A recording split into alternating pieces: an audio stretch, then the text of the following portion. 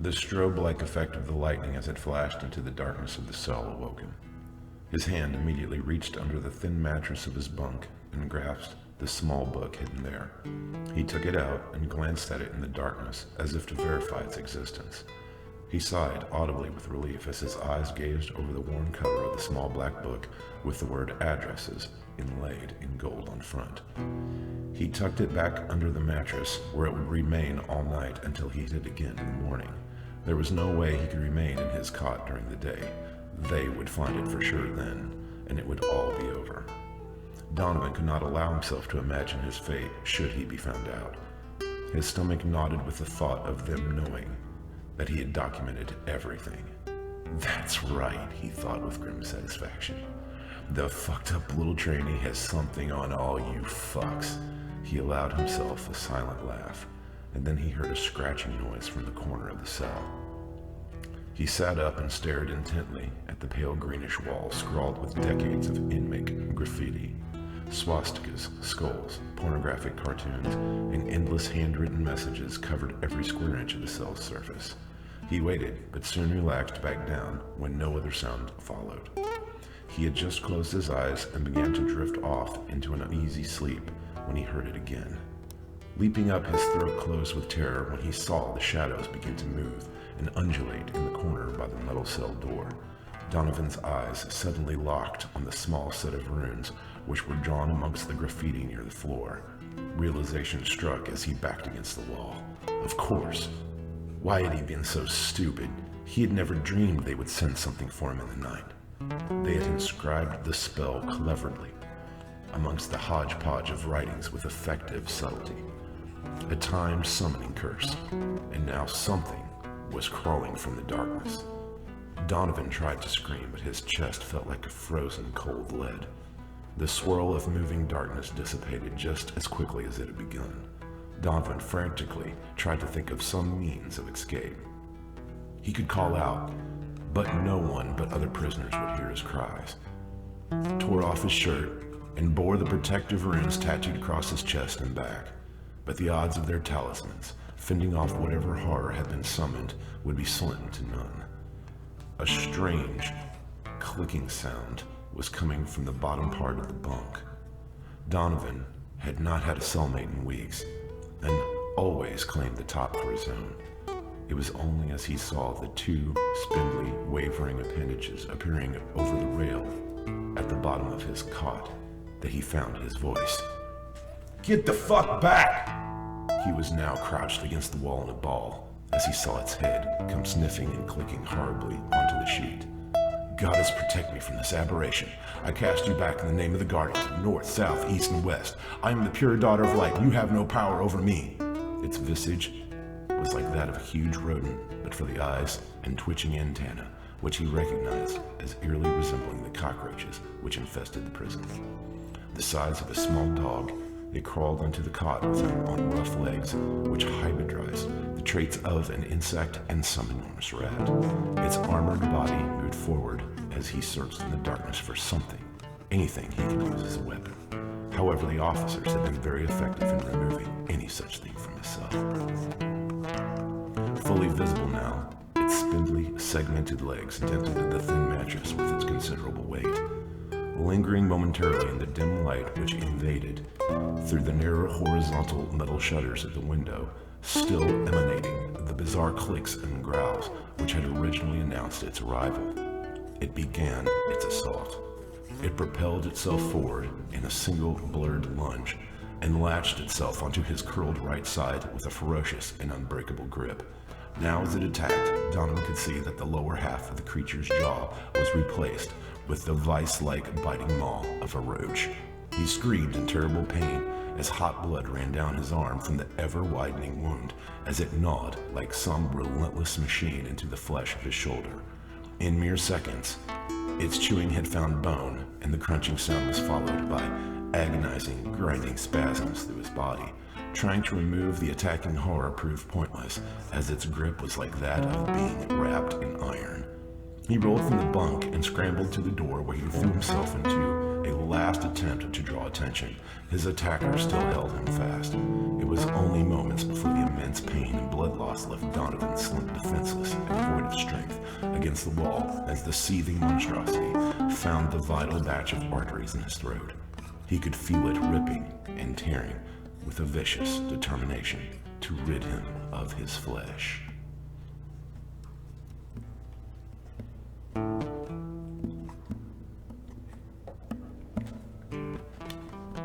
When Donovan did not emerge from his cell for the morning count, Officer Briskwold approached the door and peered in through the narrow metal screen of the visor.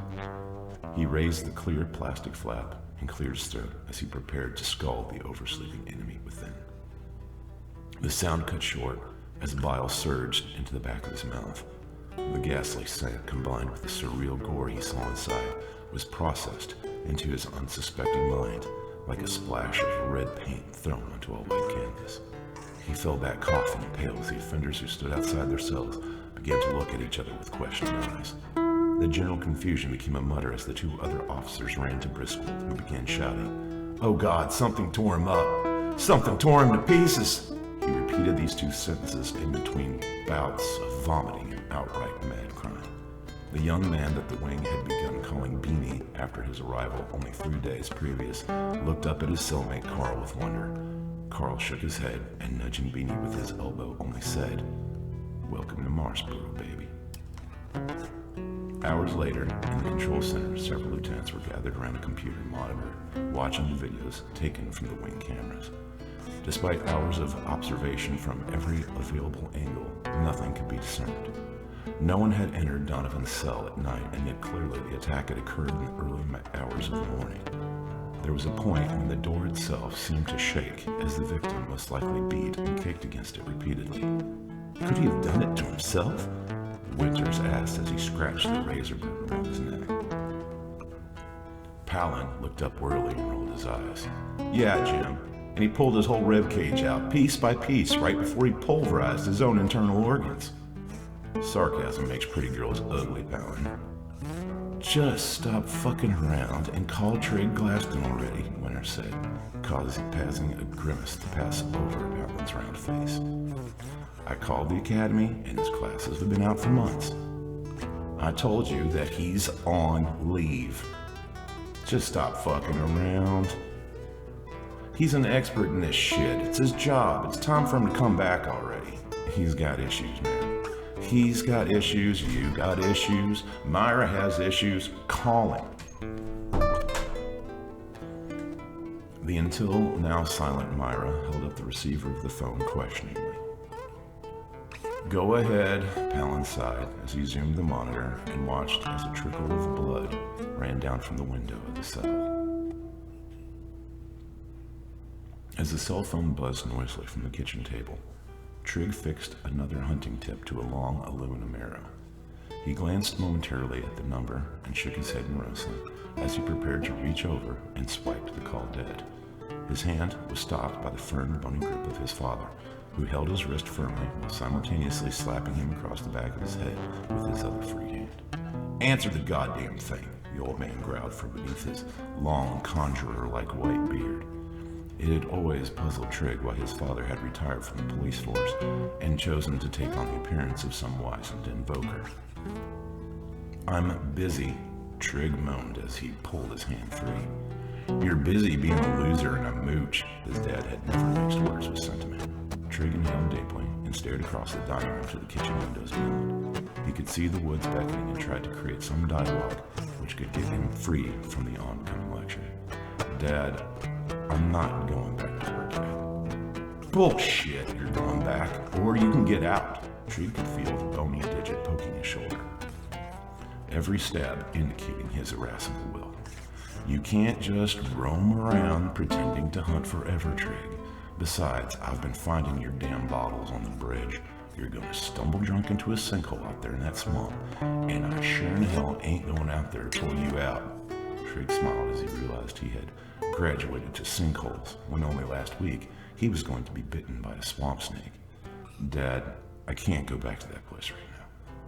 "She's gone, Trigg. Women leave. Go back to work, get a place, and find another one." We were married for 3 years. It's not that easy, Dad. 3 years? Well, that's really something then. You should just go buy a plot on the hill and die. Your mom and I were together for 30 years when I lost her, and she was a good woman. You're crying like a damn baby over a girl like she was an angel in the flesh. Go back to work. Trigg sighed as he put down the air and reached for the phone. Look, Trigg, I really appreciate you coming down for this. It's bad, I mean, real bad. We've got nothing but this. Lieutenant handed Trigg a small address book, which had been found in the deceased offender's cell. We've compared the writing to every pagan alphabet we got on file, but we got no leads. Trigg opened the small black cover and took only a moment to realize exactly what he was seeing. It's a cipher, which means that he had to have had a key. We looked everywhere, but his cell was clear. I need to see the body. They already shipped it out for autopsy, there's no way. What about pictures? The lieutenant nodded before typing at his keyboard and gesturing to the monitor. As Trigg studied the horrific, bloody images, his eyes locked on one key detail. The milieu of intricate tattooing that covered Donovan's outstretched, bloody arm. Every inch of the offender's now mauled skin had been covered in series after series of complex patterns and symbols. Trigg recognized many from the address book. Donovan was the key.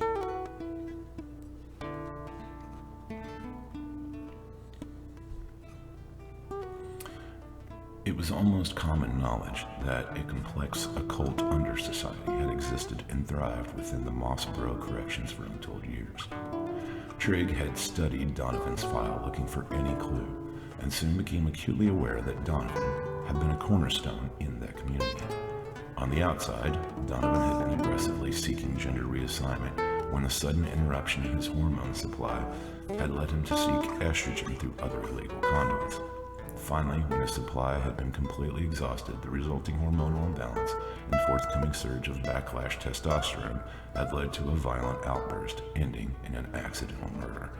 Donovan had been wading neck-deep in paganism since his teens, and being incarcerated had led only to a greater submergence.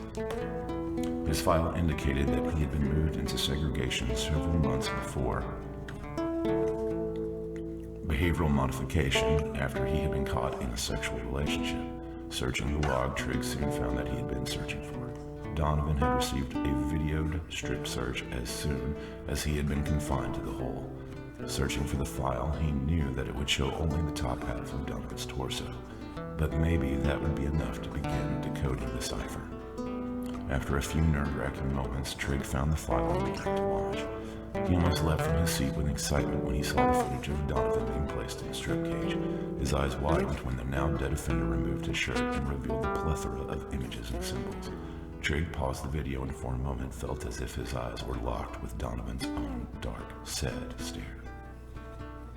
It was close to 4 o'clock in the eve next morning before Trigg had deciphered anything meaningful from the book full of tiny, meticulous symbols. What he found proved to be equally as confounding as revelatory. The book was as it appeared. Each page was devoted to a different individual and contained addresses and phone numbers, along with various bits of personal information. There were comments on hometowns and professions, mixed in with notes on favorite pastimes, foods, and beverages. However, the further he delved into the translation, the more painstaking and dense the encoding became. Around midnight, he received a text from the lieutenant asking if he had made any progress. He answered back that he had almost decoded the book before returning to his research. After hours of work, finally Trigg fell asleep at his desk in the study. When he awakened, the sun was already descending over the trees in the swamp outside. He rubbed his eyes wearily and gazed at the full bottle of dark rum which sat waiting on the desk. He momentarily longed for a hunting trip, which would then inevitably end at the bridge a half-mile down the road from the house. Just as he was on the urge of succumbing, he glanced at his laptop, sitting there on his father's ancient hand-carved desk. The last thing he had did before plummeting into unconsciousness had been to load the last cipher into his software. Almost thoughtlessly, he reached for the device and entered his password. Before him was the last item inscribed into Donovan's secret list of names. What he read was the name Benjamin Krieger, followed by a list of aliases, residences, phone numbers, and email addresses. Also written was the sentence, "In case of emergency," with a single phone number after. As the shadows swelled from the corners of the room, Trigg studied the numbers with an intense urge to dial them. He knew that name. He had seen it in Donovan's file. It was the name of his former cellmate. Krieger had been released a year before. This is a goddamn murder case, Trigg, he thought to himself. You can't just go doing things that would destroy your career. Yet the curiosity-driven impulse, which was for the moment burning through the abysmal darkness of the past month, seemed irresistible. Something bizarre and horrible had happened to Donovan, and just turning over the translated book to the prison would most likely bring him no closer to ever knowing that. He was dialing the numbers into his cell phone almost before he knew what he was doing. And then it rang. "Hello?" came the answer. "Mr. Krieger." Trigg answered with barely disguised excitement. "How did you get this number?" The voice was nervous and irritated. "Mr. Krieger, I need to speak with you. There's only one person who has a number to this phone, and it's not you. Mr. Krieger." Donovan was murdered in his cell. Shit. Damn it. No. They got him. I knew it would happen. Trigg listened as the voice on the line immediately disintegrated into tears. "I'm trying to find out what happened. But the cipher, how did you break the cipher? Did you see the body?" "No, it was damaged, almost beyond recognition.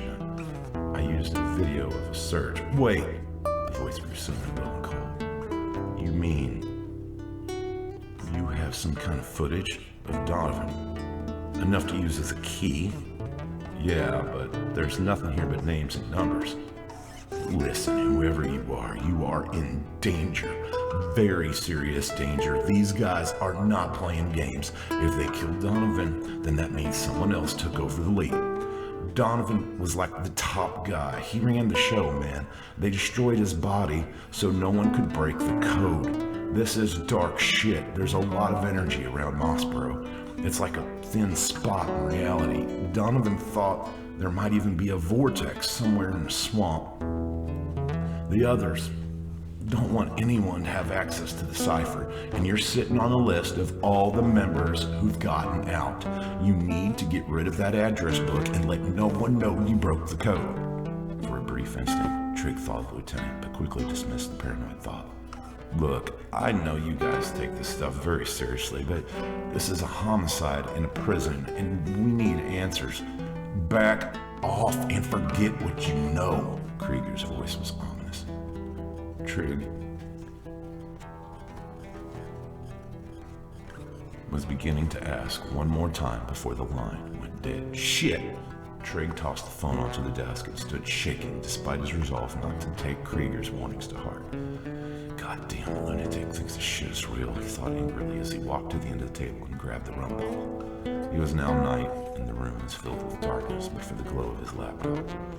He opened the bottle and placed the hard, cold glass to his lips as he swallowed one after another gulp of the spiced alcohol. He drank until the burn in his throat would allow no more, and he dropped onto the couch to allow the slow, warm sluggishness to overtake his body. Now he laughed as he pulled 2 more swallows and sat stupidly with the bottle resting on his lap. "Fuckers live a fairy tale," he slurred out loud. He reached for the lamp at his side, but his numbed fingers only managed to knock it on the floor. He cursed and was stooping to pick it up when he tumbled to the floor and slammed his head painfully onto the table. It occurred to him now as blood ran from the gash on his hairline that he had not eaten in well over a day, thus producing the now raging inebriation he felt. He lay there in the darkness as the searing pain throbbed with every pump of his pounding heart. It was then he heard the whisper.